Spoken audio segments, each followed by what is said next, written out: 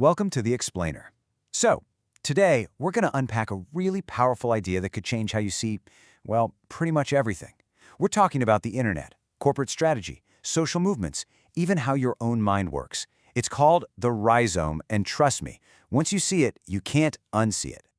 Okay, so to really wrap our heads around this thing, we've got to start with the default setting, the way most of us are taught to see the world.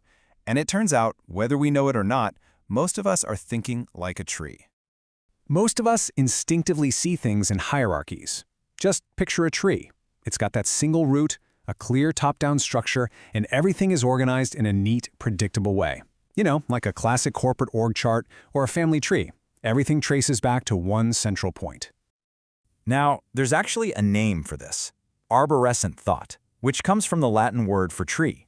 And look, it's logical, it loves structure, it's fantastic for putting things in neat little boxes. But here's the catch. What about all the messy, tangled, interconnected parts of reality? Arborescent thought really struggles with that. So what if there's a better model? One that actually embraces that tangled web, instead of trying to force it into a neat little org chart? Well, this is where the rhizome comes in. The whole concept is borrowed straight from biology. Think about plants like ginger, or even that crabgrass in your lawn. A rhizome is a stem that grows horizontally underground. And here's the key part. It has no single root, no center, and really no end. You can literally chop it into pieces, and a new plant can sprout from any point.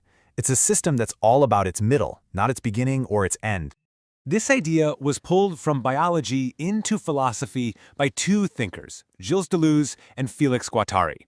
They basically argued that our obsession with tree logic, this constant need for a single origin story and a clear hierarchy, is actually holding us back. They even said it's made us suffer too much. For them, the rhizome was the way out. So how does a rhizome actually work? I mean, it's not just a chaotic mess, right? It has its own logic, its own set of rules that are just completely different from the tree. Let's dig into the three big ones. First up, a rhizome is non-hierarchical. Think about that traditional org chart with a CEO at the top. You take out the CEO and the whole thing can fall into chaos. Now contrast that with something like a blockchain. There's no master server, no boss. Every single node is a peer. And that distributed authority is exactly what makes it so incredibly resilient and almost impossible to censor. Principle number 2, a rhizome is acentric. That means it has no center. So if you've got a kingdom, you take out the monarch. The whole thing collapses, right? But with a rhizomatic structure, say like a decentralized protest movement, there's no single leader to target. The intelligence, the know-how, it's spread across the entire network. You can't just cut off the head of the snake because there isn't one. You have to go after the connections themselves. And that brings us to the third principle, growth. A tree structure, it scales up, vertically, kind of like a big company broadcasting an ad from the top down. But a rhizome, it spreads laterally, it propagates.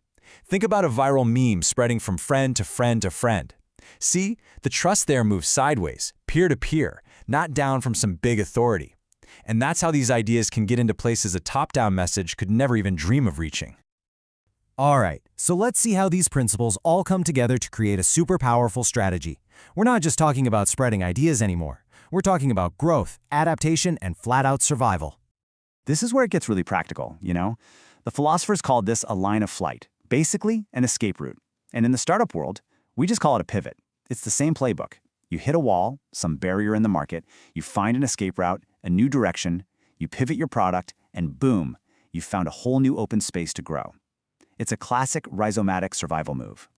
Rhizomes also have this incredible ability to expand in all directions at once. And honestly, is there a better modern example than Amazon? Seriously, they didn't just grow vertically as a bookseller. No way. They spread out sideways into cloud services, groceries, media, everything. By moving in all directions, they basically covered the entire surface of the consumer economy. They stopped being just a company and became this unavoidable infrastructure. Okay, so let's bring this all home. Why does any of this stuff matter? Well, because this isn't just some abstract philosophical idea. This is a real, practical tool for making sense of the crazy, complicated, interconnected world that we're all trying to figure out every single day. In fact, you're using a perfect, world-changing example of a rhizome right at this very moment. Yep, it's the World Wide Web. You could make a pretty strong case that the web is the single greatest real-world example of rhizomatic thinking ever built. I mean, just think about how you use it. There's no center of the web, right?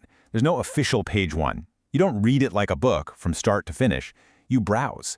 You click on links. You jump from topic to topic. You create your own totally unique path through all that information. It's this wide open system that works a lot like our own brains, just connecting ideas associatively. So, this is the real payoff. This is what you get from thinking in rhizomes. It lets you move beyond that simple A causes B kind of thinking. Instead of just seeing a straight line, you start to see what's really there. This dense web of connections, feedback loops, and all these unexpected patterns. It just gives you a thicker, more accurate picture of reality.